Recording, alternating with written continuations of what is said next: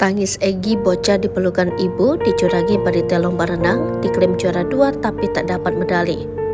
Kisah pilu datang dari seorang bocah yang menangis tak menjadi juara 2 lomba renang dalam ajang Pekan Olahraga Pelajar Kabupaten Sleman, Daerah Istimewa Yogyakarta. Ibunya curahkan isi hati di media sosial, mengklaim jika sang anak harusnya juara 2 dalam perlombaan tersebut.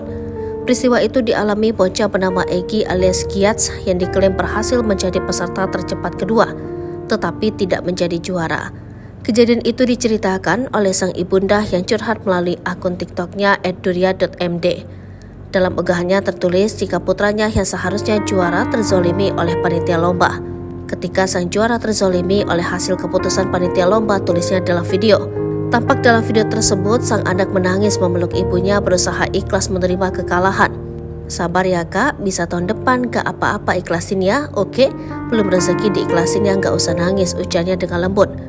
Dikatakan bahwa putranya berhasil menjadi peserta tercepat kedua di nomor 100 meter gaya bebas dalam lomba yang diselenggarakan Popcup Sleman Daerah Istimewa Yogyakarta. Namun nama Egy tiba-tiba dinyatakan tidak mendapat medali apapun dari hasil jerih payahnya. Padahal kata sang ibu, banyak orang yang menyaksikan dan mendokumentasikan perlombaan tersebut dan hasilnya Egy berada di nomor kedua.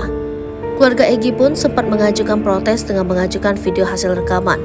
Namun panitia tidak mau menerima masukan dan tetap pada keputusannya. Namun tiba-tiba pas pengumuman hasil lomba, Egy tidak mendapatkan medali apa-apa. Kami sempat mengajukan protes dengan mengajukan video hasil rekaman kami, jelasnya.